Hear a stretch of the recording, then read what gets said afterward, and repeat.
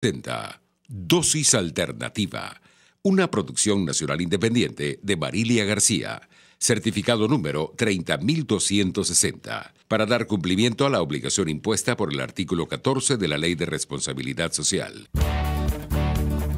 A partir de este momento, están entrando en un paréntesis donde las palabras posibilidad, opciones y decisión toman significado. RCR presenta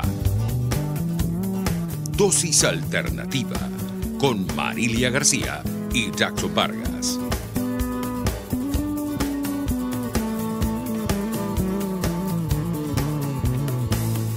Amigos, ¿qué tal? Como siempre, sean bienvenidos a este su espacio Dosis Alternativa. Les saludamos Jackson Vargas y Marilia García. Recuerden que pueden interactuar con nosotros a través de nuestras redes sociales en Twitter por @RCR750. También nos pueden sintonizar a través del Periscope y a través de nuestra página web rcr.tv, la radio que se ve. Hoy en nuestro tema de salud vamos a tocar algo muy importante, un tema bien importante como lo es la intoxicación o el envenenamiento.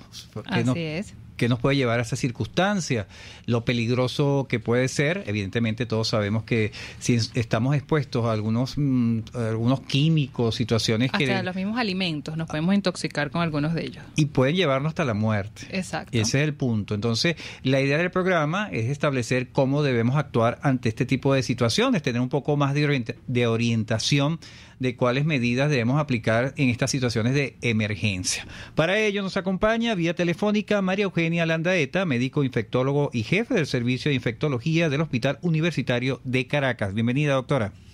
Buenos días, ¿cómo están todos ustedes? Doctora, este tema es bien interesante porque es muy común ver este tema de las intoxicaciones y quizás hasta envenenamientos por manejo no prudente de ciertos químicos, ciertas situaciones que no son aptas para el consumo humano. Y más que todo eso también se ve mucho es en el caso de los niños, quizás, bueno, por eso mismo, pues porque las personas son imprudentes o somos imprudentes dejando el descuido de los padres y de los cuidadores. De los padres. Pero antes de entrar a desarrollar todos estos aspectos de las intoxicaciones, el envenenamiento, ¿cuándo decimos que el organismo está intoxicado? Bueno, cuando después de haber consumido alguna sustancia, digamos, extraña al organismo, algún químico o algún alimento contaminado, la persona empieza a enfermarse, a tener, por ejemplo, fiebre, por ejemplo, vómitos, diarrea, o por ejemplo, a hincharse o a ponerse todo rojo, y entonces eso se habla de intoxicación. Hay intoxicaciones de muchas naturalezas, hay intoxicaciones por microorganismos, cuando uno habla, por ejemplo, de una intoxicación alimentaria por salmonela, por shigella, por algunas bacterias y virus y parásitos. Hay otras intoxicaciones que son, digamos, químicas, que son por lo que la gente llama veneno, pues algún químico tóxico que pueda también desencadenar una reacción en el organismo. Claro, doctora, pero hay unas cosas allí que usted dice y me llama la reflexión. Por ejemplo, ¿cómo diferenciar que una persona esté intoxicada a que una persona es alérgica de repente a unos productos, a unos alimentos? Por ejemplo, hay personas que son alérgicas a los alimentos del mar, que si camarones y estas cosas. Claro, porque eso se puede decir que es intoxicación igualmente.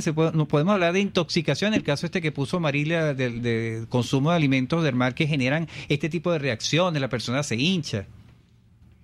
Fíjate, muchas veces la intoxicación y las alergias se confunden y a veces es difícil diferenciar lo que es una intoxicación de lo que es una alergia. A veces, por ejemplo, cuando todos los mariscos te producen alergia o todo, por ejemplo, un tipo de alimento, las nueces, etcétera, eso ya no es como tal una intoxicación, sino que se habla de una alergia. Ya la persona sabe que es alérgica a ese tipo de alimentos y trata de evitar consumirlo.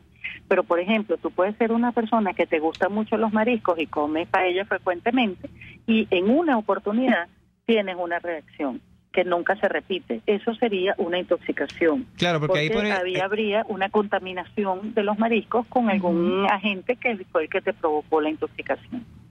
Exacto. Doctora, nos mencionó algunos síntomas de la intoxicación. ¿Estos pueden aparecer en cuánto tiempo luego de una intoxicación? Bueno, Sí, se habla hasta de media hora, por ejemplo, después de que tú consumes un alimento contaminado o por ejemplo, algún químico, etcétera, que en un lapso de media hora ya tú puedes tener los síntomas, son síntomas de aparición muy rápida y que son muy severos en el momento de la aparición. Sin embargo, hay intoxicaciones que pueden aparecer hasta un tiempo después, 3, 4 días después de que tú has consumido, por ejemplo, un alimento contaminado. Entonces es un tiempo variable y a veces cuando aparece tardíamente es difícil hacer la relación entre lo que te produjo la intoxicación y el inicio de los síntomas. Claro, y es cuando Esto va a depender de los alimentos, ¿no?, que se consuman. Sí, eso depende de los alimentos y entonces la persona te puede decir, por ejemplo, oye, yo no me acuerdo de haber comido nada que me haya podido provocar la intoxicación y resulta que fue hace una semana o hace 3 días, 4 días que consumió algo que ella no detectó que pudiera estar contaminado. Claro. Y doctora, en este caso de las intoxicaciones, ¿cuáles son las más frecuentes que podemos ver en uno, el ser humano? Bueno, las más frecuentes son las intoxicaciones alimentarias, por supuesto, que es cuando tú consumes un alimento contaminado y te produce una intoxicación. Sin embargo, hay intoxicación, por ejemplo, por carbamatos, cuando las personas utilizan mucho insecticidas en su casa y tienen mucho contacto con insecticidas. Esa es una intoxicación que te puede producir alteraciones cardíacas, te puede producir somnolencia, alteraciones neurológicas. Las más frecuentes, sobre todo, son aquellas que te producen diarrea y vómitos o que te producen enrojecimiento de la piel. Pero sí hay algunas intoxicaciones un poco más graves que te pueden producir ese tipo de hasta convulsiones, somnolencia, etcétera, ¿no? Claro, y me viene el caso cuando usted habló de los insecticidas. Quizás ahora la gente no lo usa mucho por el tema de los costos, Marilia, pero ¿qué tan, no sé si la palabra es prudente, me voy a quedar con esa palabra, es prudente usar insecticidas de este tipo de aerosoles en las casas, cerca de las cocinas? ¿Cómo se deben de usar? Porque esos residuos no quedan de alguna manera en esos sitios donde se echa y de repente puedes colocar un alimento o caer en los vasos. Por ejemplo, hay muchos casos de cuando estás limpiando y usas químicos que los ligas, te puede producir alguna... Claro, pues es más local, pero en el caso de dan el aspecto, cubre el espectro aéreo y entonces los residuos se esparcen en la casa. Eso se sigue, es conveniente seguir usándolo a aquellas personas que lo pueden usar. Bueno, fíjate, sí, lo que pasa es que uno tiene que tener las precauciones que siempre están en los envases, ¿no? Es decir, por ejemplo, cuando tú utilizas un insecticida para matar mosquitos en una habitación, no puedes quedarte dentro de la habitación. O sea, tú utilizas y riegas el insecticida y te sales de la habitación durante un tiempo para que eso se ventile, abres las ventanas para que ventile y todas esas cosas. Y cuando tú lo utilizas sobre una superficie donde vas a preparar alimentos, por supuesto puedes utilizarlo, pero después tú tienes que hacer una buena limpieza del área con agua y jabón para eliminar los residuos. Claro, yo me refería, y ese caso que usted me dice de las habitaciones es ideal para hacer el ejemplo que quiero enfatizar. En el caso de las habitaciones de los niños, donde tienen, ponte tus juguetes y todo aquello en la cunita, claro, tú echas el insecticida y esos residuos caen en esa zona. Claro, pero tú tienes que tener la prudencia de ponerlo, por ejemplo, en los rincones, dentro de los closets, o sea, no sobre los juguetes de los niños. Y en el caso de que caiga sobre los juguetes de los niños, pues deberías lavar los juguetes. Bueno, vamos quedando con ese tip para los padres, ¿no? Que tengan ese tipo de observaciones, porque a veces lo hacemos en automático. Es correcto, porque además los juguetes tienen que ser lavados, digamos, frecuentemente, sobre todo si son niños pequeños y que se meten los juguetes en la boca, porque, por ejemplo, suponte que tú no has puesto el insecticida, pero que por ahí han caminado cucarachas, por ejemplo, tú tienes que lavar esos juguetes. Entonces, son también cosas de saneamiento ambiental, digamos, local dentro de tu domicilio, pues tú tienes que estar pendiente de hacer, ¿no? Igual las personas que lo están colocando, ponerse quizás un tapaboca para evitar una intoxicación, ¿no? No necesariamente. No, porque no son tan fuertes. No, sí, y ser prudente también en la aplicación. Tampoco es que vas a provocar una nube de insecticida. Simplemente vas a rociar en los rincones y en los sitios oscuros para evitar que haya proliferación de estos insectos, ¿no? Así y después se supone que tú cierras la habitación y te sales. Y esperas un rato, por ejemplo, lo haces cuando te vas por la mañana al trabajo, cierras, rocías el insecticida, cierras la habitación y te vas al trabajo. Y cuando regresas, abres las ventanas, ventilas la habitación y es cuando tú puedes entrar. Bueno, ahí tenemos unos tips que nos está dando la doctora María Eugenia Landaeta, médico infectólogo y jefe del Servicio de Infectología del Hospital Universitario de Caracas. Hoy estamos hablando cómo actuar ante una intoxicación o envenenamiento y precisamente, doctora, le invito a que permanezca allí en la línea telefónica. Nosotros vamos a hacer la pausa correspondiente a esta hora y vamos a regresar con estas indicaciones, cómo debemos actuar ante estos casos de emergencia por intoxicación. Vamos a la pausa y ya regresamos. Volvemos en breve con más Dosis Alternativa, porque en la gama de posibilidades, usted toma la decisión. Solo por RCR 750 AM y rcr.tv. Puede seguir nuestra programación a través de rcr.tv, la radio que se ve.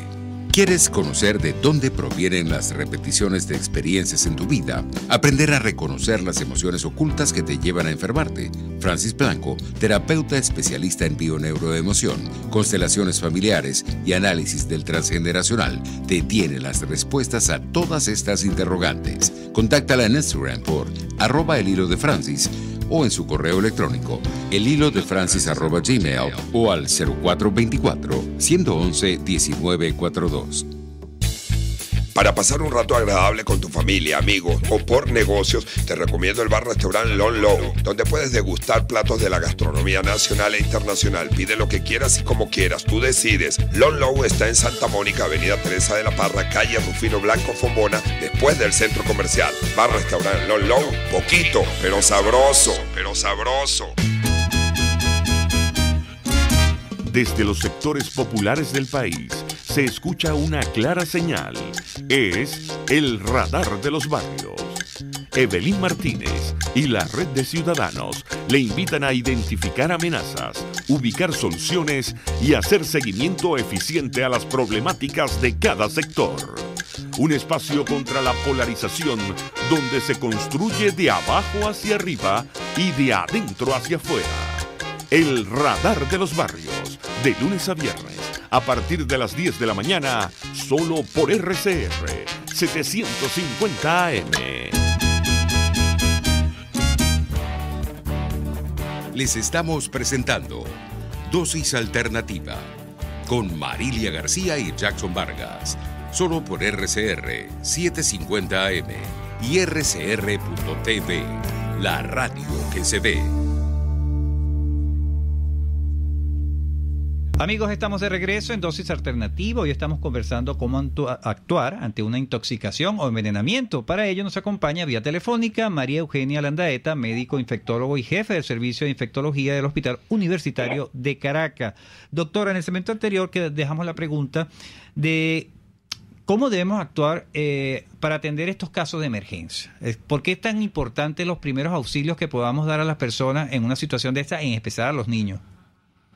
Sí, bueno, lo importante es detectar a tiempo el problema, sin esperar a que se ponga muy grave. Es decir, los síntomas empiezan a manifestarse, la persona empieza a vomitar, empieza a tener diarrea y entonces es importante acudir rápidamente al médico para detectar, digamos, precozmente una situación que potencialmente puede ser grave. Si nosotros esperamos y le damos un guarapito y esperamos y todo eso, podemos tener un desenlace fatal. Si la persona en verdad tiene una intoxicación que es grave, a lo mejor los síntomas van a empezar progresivamente hasta que la persona se ponga tan grave que ya después no nos va a dar tiempo de llevarla al médico. Y es Entonces es muy... Ajá. Darle una pastilla a la persona que se intoxicó, que muchas personas creemos que es una alergia, darle un antialérgico. Pudieras darle un antialérgico y esperar un rato, pero si en media hora el paciente no ha mejorado, debería llevarlo al médico. O sea, pudieras darle, por ejemplo, si la persona está vomitando, pudieras intentar darle un antiemético, pero el problema viene siendo si la persona vomita lo que tú le das, no vas a resolver el problema, tendrías que inyectárselo. En ese caso tienes que llevarlo al médico. Si tú ves que la persona empieza a ponerse somnolienta y le cuesta para pensar con claridad o alguna cuestión así, tienes que llevarlo rápidamente porque va a terminar convulsionando dentro de tu casa y después te va a ser más difícil el traslado. Claro. Entonces es muy importante que en cuanto la persona empiece a tener los síntomas, llevarlo rápidamente a un centro asistencial, porque es la única manera de detectar precozmente las complicaciones y tratarlas, ¿no? Claro, y en el caso de los niños, doctora, estamos hablando de niños menores de 3 años, ¿cuáles son las características quizás en su piel que nos puedan decir que está intoxicado? De repente se le hinchan los ojitos, los párpados. Exactamente, se le pueden hinchar los párpados, se le puede hinchar la boca, se puede poner rojo, se puede poner, o sea, con mucha picazón. También los niños empiezan a vomitar y pueden tener también esa sensación de somnolencia e inclusive perder la conciencia o convulsionar. Entonces, todos esos son signos de alarma que nos tienen que orientar a ir rápidamente al médico. Aquí lo importante, y lo dice la doctora, es acudir inmediatamente al médico, no esperar, porque no es normal que a un niño se le hincen los ojos, que toda esa serie de síntomas que acaba de relatar la doctora, y entonces la persona no se puede, no, que esto puede ser esto, ¿no? Inclusive puede tener dificultad para respirar, empezar a toser, todas esas cosas así de repente, y eso también es importante llevarlo para que no nos vaya a hacer una asfixia. Claro, y pueden perder, Marilia, hasta la conciencia, ¿no? Las personas se pueden desmayar. Sí. Pero cuando usted menciona convulsionar, doctora, nos puede pasar que sea de noche y no podamos salir rápidamente al médico. Se presentan miles de obstáculos. ¿Cómo debemos actuar en nuestras casas si una persona está convulsionando o un niño? Bueno, lo primero que tienes que hacer es ponerlo de lado, de manera que si vomita no vaya ese vómito hacia los pulmones. Claro, que no tape las vías respiratorias. Exacto. Si tienes por ejemplo, una paletica de madera o algo que le puedas hacer morder, para que no se muerda la lengua, porque entonces se rompen la lengua porque muerden muy fuertemente y se pueden romper la lengua. Entonces, con una paletica de madera o alguna cuestión que no le obstruya la vía respiratoria, o sea, no es que le vas a meter un paño, porque entonces no va a poder respirar, pero si una paletica de madera le puedes meter entre los dientes de manera que no se muerda la lengua. Y ponerlo en una posición recostada, de medio lado, tranquilo, de manera de que vaya pasando la convulsión, y en cuanto tengan una oportunidad, pues llevarlo al médico. ¿Y esto puede durar cuánto tiempo, una convulsión? Depende. Una convulsión puede ser rápida y durar pocos segundos, o puede durar varios minutos inclusive, ¿no? Claro. Siempre va a depender la actuación también de la edad. Del grado de intoxicación y del grado de inmunidad que tenga la persona contra eso. Así es. Amigos, estamos conversando con la doctora María Eugenia Landaeta, médico infectólogo y jefe de servicio de infectología del Hospital Universitario de Caracas, sobre cómo actuar ante una intoxicación. En el caso, no sé si, doctora, nos puedan, en este tema es más fuerte, cuando somos víctimas, quizás los niños, vuelvo y repito, porque ellos son más imprudentes, de una intoxicación generada por un animalito, estos tipos de insectos que de repente son alérgicos a las abejas, digo yo. Eso sería alergia, no sería eso, pero mi pregunta es, ¿cómo actuar ante este tipo de situaciones? Porque también íbamos a hablar del envenenamiento, Marilia. Exacto. La ingesta de medicamentos, eso hay personas que se sobrepasan por no tener una prescripción médica y toman medicamentos combinados. Esto puede generar un cierto tipo de intoxicación y envenenamiento. Sí, ¿Cómo actuar en esos casos? ¿Hay que hacer lavado estomacal o inducir a la persona que vomite, por ejemplo? Fíjate, eso depende, porque si es una dosis un poco más alta que la normal y simplemente la persona tiene un efecto un poco mayor del esperado, tú puedes esperar a que ese efecto pase y la persona recuperarse.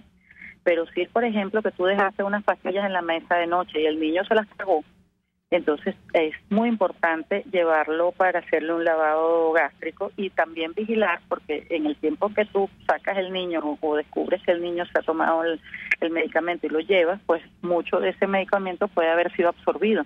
Entonces le sacas lo que le quede sin absorber con un lavado gástrico, pero también tienes que monitorear los efectos que le puede producir el medicamento que ya ha sido absorbido. Entonces tienes que dejarlo hospitalizado o en observación durante 12 horas por lo menos para ver qué otros efectos puede traer esa intoxicación. Exacto. Ir manejando esas complicaciones. A eso iba. ¿Qué otros efectos puede traer una intoxicación? en la salud? Bueno, si es por medicamento, depende del medicamento, porque por ejemplo, si es un medicamento para bajar la tensión, ese paciente puede tener una tensión demasiado baja que no lo puede soportar y producir inclusive la muerte. Si es un medicamento para el corazón, puede producir arritmias cardíacas, por ejemplo, ¿no? Y así sucesivamente, si son medicamentos para la diabetes, puede producirle que la glicemia le baje mucho y también eso puede producir convulsiones o puede producir la muerte. Depende del tipo de medicamento que haya consumido la persona, que sea la que le esté provocando la intoxicación por sobredosis. Claro. Y en ese caso es por sobredosis, pero ahora voy al punto, y creo que este punto es bastante importante, cuando consumimos medicamentos vencidos. ¿Eso nos puede generar también intoxicación?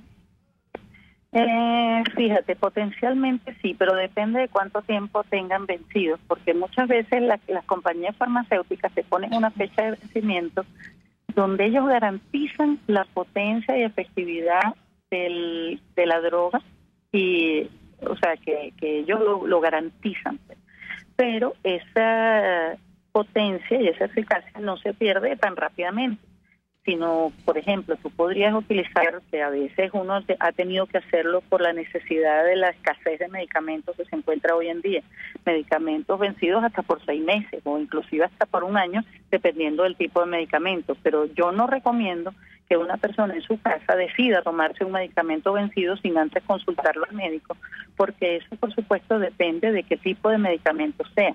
Y que además tiene que estar monitoreado, el médico tiene que estar en conocimiento de que ese medicamento se lo está tomando la persona por si acaso le aparece algún efecto adverso no deseado. Claro, porque tú mucha tomas gente... el riesgo de tomártelo vencido, pero tú sabes que potencialmente puedes tener una disminución de la eficacia o puedes tener algún efecto adverso. Que es el punto que estamos destacando, la parte del efecto adverso, más que la eficacia del medicamento. Porque es que mucho en estos diálogos que tenemos con nuestros vecinos, nuestros familiares, muy alegremente te dicen o decimos, no, eso tiene apenas 3 meses de vencido, pero eso no te va a pasar nada. Esa decisión... El medicamento está bien conservado, o sea, conservado como dice el paquete que debe ser conservado. Por ejemplo, hay algunos que tienen que ser conservados en sitios que donde no haya mucho sol, donde no esté muy caliente, o sea, en lugares frescos y ventilados. No, si la tableta, por ejemplo, no está alterada, por ejemplo, que no esté derretida o que no esté desbaratada, sino que está intacta, y si el medicamento está cerrado, nunca ha sido abierto, y aunque esté un poco vencido, pues uno toma el riesgo y lo Claro, pero usted ha dado las señales importantes allí, que esté conservado, que esté herméticamente cerrado, pero pasa que ¿qué pasa? Es que la mayoría de los casos no es así. Entonces, lo importante es que quede esa reflexión, más que usted la diga, que es la experta, en nuestros amigos que nos están escuchando. Sé que la situación es difícil, que no queremos, que es difícil conseguir un medicamento, pero creo que la prevención en este caso es importante, y más si nos vamos al caso de darle un medicamento vencido a un niño. Es correcto, entonces es preferible no hacerlo a menos de que el médico revise el medicamento y te autorice a hacerlo, y sin embargo el médico tiene que estar al tanto de todo el efecto que pueda producir a la persona y el efecto adverso que pueda tener en un momento determinado para contrarrestarlo, digamos, de otra manera. Así es. Lo que pasa es que quisimos, Marilia, a dar énfasis en esta parte de los medicamentos porque es muy común que esté pasando por las situaciones que ya hablamos previamente, la situación país. Y entonces, bueno, que todo aquí el mundo ya conocemos. Así es. Y lo ideal es que la experta, como es la doctora María Eugenia Landaeta, médico infectólogo y jefe del servicio de infectología del Hospital Universitario de Caracas, les dé estas recomendaciones a nuestros amigos oyentes para que tomen las medidas preventivas y no actuemos impulsivamente. Exacto. Porque en estos siempre casos, consultar a los expertos. A los especialistas. Así es. Bueno, ya estamos llegando al final de nuestro programa, doctora. Sus coordenadas en las redes sociales, sus puntos de contacto. Bueno, @Maru_Landaeta, y también por la Sociedad Venezolana de Infectología, SB Infectología, @SB Infectología, o la página sbinfectología.org. Así es, bueno, agradecidos con la doctora María Eugenia Landaeta, médico infectólogo y jefe del Servicio de Infectología del Hospital Universitario de Caracas, por hoy habernos aclarado tantas dudas con respecto a cómo actuar ante una intoxicación y un envenenamiento, y sobre todo esta parte final fue muy importante para todos nuestros oyentes, tener mucho cuidado con los medicamentos vencidos, consultar siempre al especialista. Sí, por los riesgos que implica para la salud, porque no se trata, como dice la doctora, el medicamento vencido lo que pierde es la potencia. Pero no sabemos los efectos secundarios que puede ocasionar ese medicamento. Exactamente. Bueno, amigos, estuvimos trabajando para ustedes en la dirección general de la estación, Jaime Nestares. En la gerencia de producción, Wilix Arcaya. En los controles, César Arteaga. Bueno, recuerden que pueden seguir interactuando con nosotros a través de nuestras redes sociales en Twitter por @RCR750 y sintonizarnos en vivo a través de nuestra página web rcr.tv, la radio que se ve. Les invitamos a que continúen ahora con el Radar de los Barrios. Hasta aquí, esta emisión de Dosis Alternativa. Nosotros le proporcionamos el abanico de posibilidades. Ustedes toman la decisión. Solo por RCR 750 AM y RCR.tv, la radio que se ve. RCR presentó Dosis Alternativa, una producción nacional independiente de Marilia García, certificado número 30.260, para dar cumplimiento a la obligación impuesta por el artículo 14 de la Ley de Responsabilidad Social. RCR